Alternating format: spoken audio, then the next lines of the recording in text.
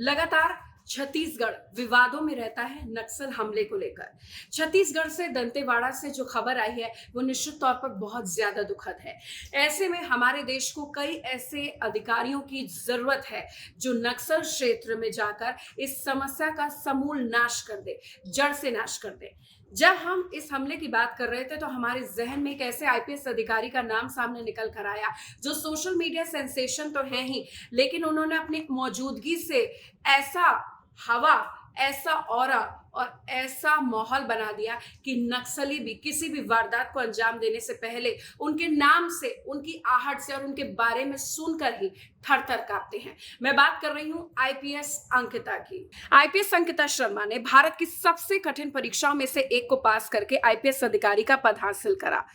छत्तीसगढ़ के दुर्ग की रहने वाली हैं, तो आप ये समझ सकते हैं कि छत्तीसगढ़ की रग रग से वाकिफ हैं और जिस तरीके से छत्तीसगढ़ इस समस्या से जूझ रहा है, उसको कैसे कॉम्बैट और उसको कैसे टैकल किया जाए, अपनी तरीके से वो जानती हैं। उनके पिता बिजनेसमैन हैं, माँ गृहिणी हैं, 3 भाई बहन में सबसे बड़ी हैं। मतलब जिम्मेदारी बचपन से ही थी, जिसके कारण ये पढ़ाई को सीरियसली लेकर पढ़ाई में हमेशा अव्वल रही हैं।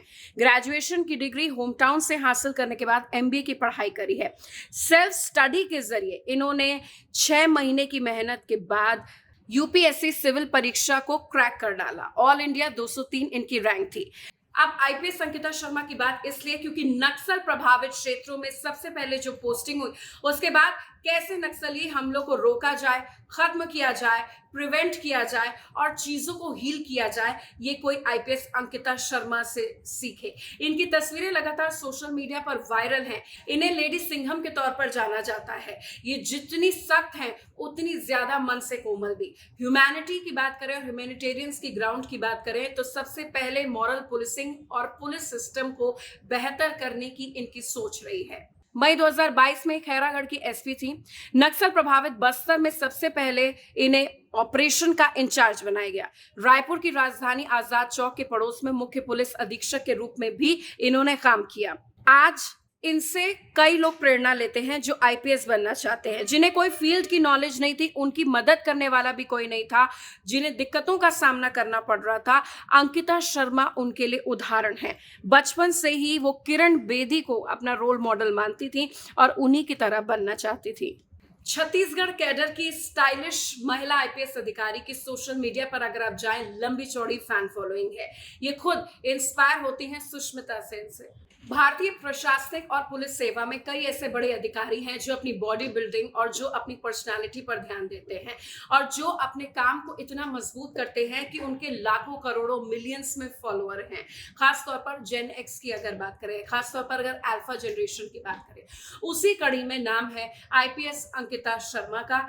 एक ट्वीट कैसे वायरल हो जाता है, एक यूट्यूब शॉर्ट और एक इंस्टाग्राम पे अगर उन्होंने कुछ भी अपनी ऑफबीट वीडियो डाल दिया, छत्तीसगढ़िया भाषा में इंटरव्यू दे दिया या फील्ड में वो निकली और जिस तरीके से उनका शेरनी वाला लेडी सिंघम का रूप देखने को मिलता है, वो सब वायरल हो जाता है। और वायरल इसलिए होता है कि जो भी आईपीएस करती हैं पब्लिक और इसके साथ साथ जो एस्पायरेंट्स हैं, जो इसे अपने क्षेत्र का करियर बनाना चाहते हैं, उनकी एक एक चीज को फॉलो करके उनके जैसा बनना चाहते हैं। लेकिन आईपीएस अंकिता शर्मा बिलीव करती हैं कि आपकी पर्सनालिटी अलग है, आप उसको फॉलो करिए और आगे बढ़िए। शायद इसी कारण इंस्पिरेशन तो वो है ही, लेकिन वो चूकती नहीं है किसी को भी गाइड करने में और कभी भी किसी के लिए भी अवेलेबल होने में।